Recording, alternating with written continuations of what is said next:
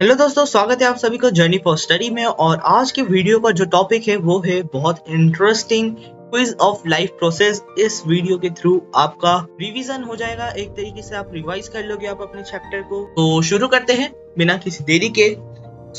आपका जो पहला क्वेश्चन है वो ये रहा, which of the following are energy giving nutrient. आपको बताना है इनमें से कौन सा एनर्जी गिविंग न्यूट्रिएंट है। Carbohydrates and fats, proteins and mineral, vitamins and minerals, water and roughage. आपको बता आंसर सोच लिया, नहीं सोचा तो आप पॉज करके भी सोच सकते हो, आराम से टेक योर टाइम। मैं आंसर बता रहा हूँ। Answer is carbohydrates and fats. These are the nutrients which provide energy to our body। यही वो न्यूट्रिएंट्स है जो कि हमारी बॉडी को एनर्जी प्रोवाइड करते हैं। अब ये रहा आपका second question, In which mode of nutrition an organism derives its food from the body of another living organism without killing it। ऐसे मोड ऑफ न्यूट्रिशन का नाम बताओ जिसमें एक ऑर्गेनिज्म दूसरे ऑर्गेनिज्म को यानी कि बिना मारे बिना कुछ हर्ट किए अपना खाना डिराइव कर लेता है। तो the answer is parasitic mode of nutrition. Third question, the mode of nutrition found in fungi is. Fungi में कौन सा मोड ऑफ न्यूट्रिशन पाया जाता है।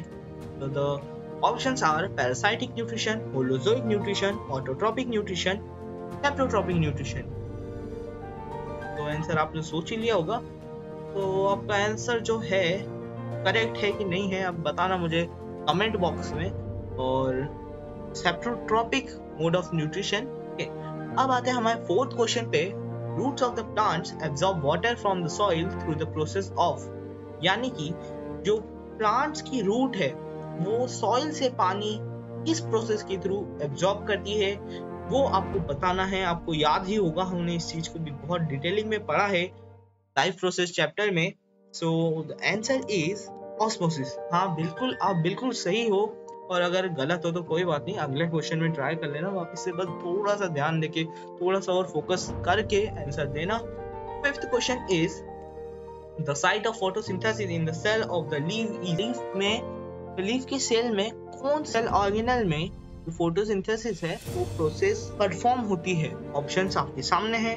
It's chloroplast. हाँ, क्लोरोप्लास्ट में ही फोटोसिंथेसिस की प्रोसेस परफॉर्म होती है। अब आते हैं हमारे सिक्स्थ क्वेश्चन पे, in amoeba food is digested in the. कौन सी जगह पे फूड को डाइजेस्ट किया जाता है। आपके सामने आपके ऑप्शंस है, food vacuoles, mitochondria, pseudopodia, chloroplast. तो आई होप आपने आंसर सोच लिए होंगे और the answer is food vacuole. Food vacuole में अमीबा का फूड डाइजेस्ट होता है। Question number 7 is Which of the following event in the mouth cavity will be affected if salivary amylase is lacking in the saliva? तो आपको पता ही होगा कि saliva में salivary amylase प्रेजेंट होते हैं। तो अगर salivary amylase की कमी हो जाए अगर हमारे सलाइवा में, तो इनमें से कौन सी प्रोसेस पर फर्क पड़ेगा। यानी कि breaking down of into sugar, protein breaking down into amino acid, absorption of vitamin में फर्क पड़ेगा, या फिर fats breaking down into fatty acid and glycerol.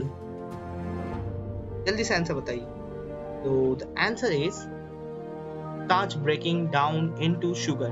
हाँ, सलाइवरी अमाइलेज का काम यही है, starch breaking down into sugar. तो अगर इसकी कमी हो जाए सलाइवा में तो ये प्रोसेस नहीं हो पाएगी। एट क्वेश्चन है, which region of the alimentary canal absorb the digested food.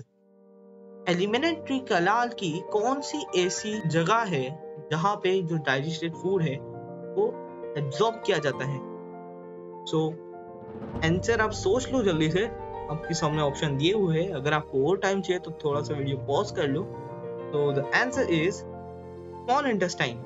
Small intestine में हमारे जो फूड है, डाइजेस्टेड फूड है, उसको एब्जॉर्ब किया जाता है। कि डाइजेस्टेड फूड में भी अगर कोई विटामिन या फिर मिनरल्स या फिर कोई न्यूट्रिएंट बच गया है, न्यूट्रिएंट्स अगर बचा हुआ है डाइजेस्टेड फूड में, तो वो ये जो स्मॉल इंटेस्टाइन है वो एब्जॉर्ब कर लेती है।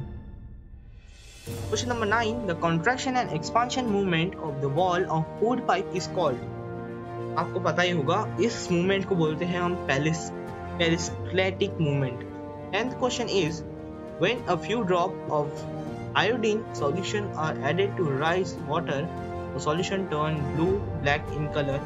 These indicate that rice water contains fats, complex protein, starch, simple protein. तो आपने ये एक्सपेरिमेंट या फिर ये एक्टिविटी की होगी क्लास 6th में। ये बहुत ही इंटरेस्टिंग एक्टिविटी सब स्टार्च है। तो अगर आपको वीडियो अच्छा लगे तो लाइक जरूर करना और इस वीडियो को शेयर जरूर करना ताकि आपके सारे फ्रेंड्स को ये वीडियो पहुंच जाए और उनका भी थोड़ा सा फायदा हो यार। That's all for today's video. Bye.